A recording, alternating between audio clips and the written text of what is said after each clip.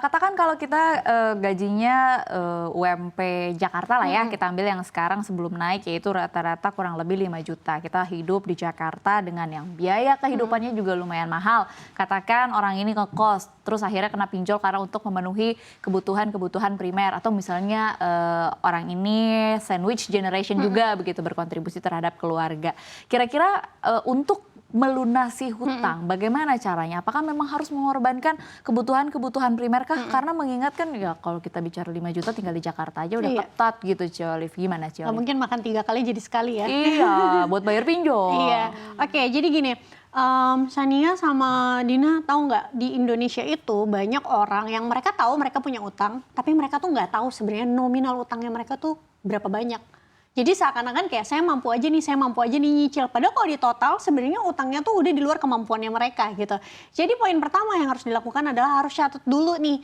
Hitung semua kira-kira utang kamu. Jadi bukan hanya utang pinjol ya. Semua utang termasuk pinjam sama teman dan lain-lain. Termasuk bunganya itu totalnya berapa. Kalau kita nggak pernah tahu berapa total utang kita nggak akan bisa nemuin strategi cara ngelunasinnya. Benar, ngawang-ngawang dong ya kan. Berarti step pertama adalah menghitung. Yes, menghitung. Supaya kita punya gambaran yang jelas kira-kira berapa jumlah utang kita dan mana utang yang harus didahulukan. Tentunya yang harus didahulukan adalah utang dengan bunga tertinggi yang jatuh temponya paling pendek.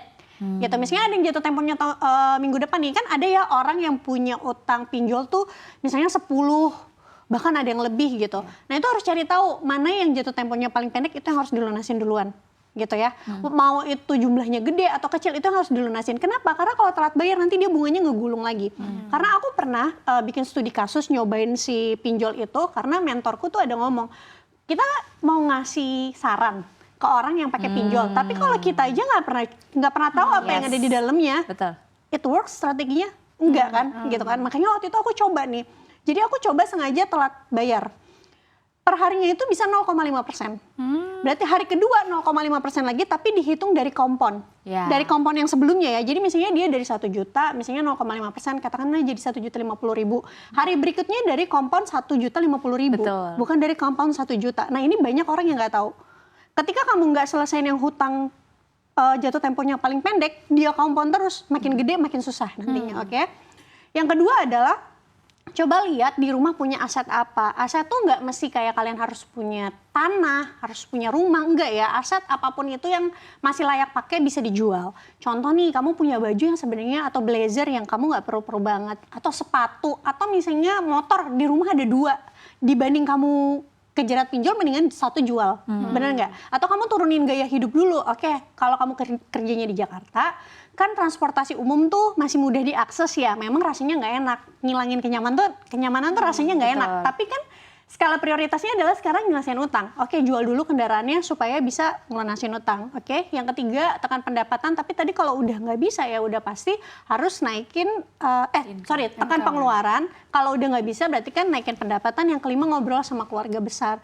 Kira-kira ada nggak sih yang bisa minjemin kalian uang tanpa bunga gitu ya untuk ngelunasin utang-utang ini. Tapi dengan syarat kalian harus komitmen untuk ngelunasin utang tersebut gitu ya. Itu juga kalau saudaranya ada yang mau minjemin ya.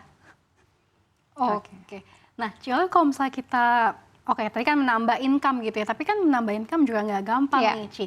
Dan kalau misalnya kita mau minjem ke keluarga juga kan malu gitu ya, takut diolok-olok, oh pinjamnya banyak, gimana selama ini nggak bisa ngelola keuangan dan bla bla bla ngutang. Atau sebenarnya mending gitu. Kalau diolok-olok doang, maksudnya kayak udah didengerin aja. Yang bahaya adalah sebenarnya justru keluarga besar lah yang kena pinjol. Kita yang akhirnya harus terus mengingatkan, tapi ini kan namanya mindset ya, untuk mengubah mindset tuh sulit. Itu sulit banget. Terbebani kita jadi harus juga ikut. Jadi tiba-tiba biasanya ini yang kasusnya banyak di media sosial, lagi tenang-tenang tiba-tiba ada orang tua yang tiba-tiba ada tagihan pinjol.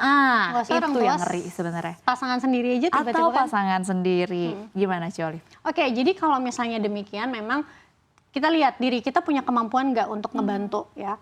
Ketika kita ngebantu misalnya itu keluarga kita sendiri ya kita harusnya bisa ukur kan. Maksudnya dalam artian kalau saya nggak bantu apa dampak paling besarnya. Kalau dampak paling besarnya justru lebih merugikan dibanding saya bantu, lebih baik kan kita bantu.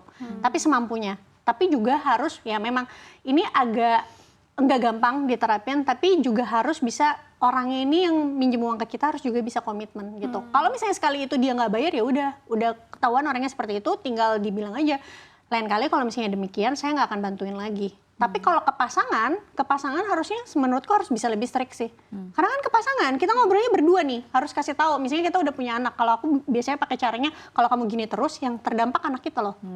Ya kan, kalau kita tuh nggak ada anak mah hidup berapa sih paling sebulan ya kan, makan di pinggirnya juga nggak apa-apa. Tapi kalau udah berhubungan tentang anak, gara-gara pinjol anak kita nggak bisa bayar sekolah, gitu. Itu makanya mungkin buat yang kita yang belum punya pasangan adalah berarti kita harus cari pasangan yang mengerti bagaimana cara mengelola punya keuangan. spending habit yang baik. Oke.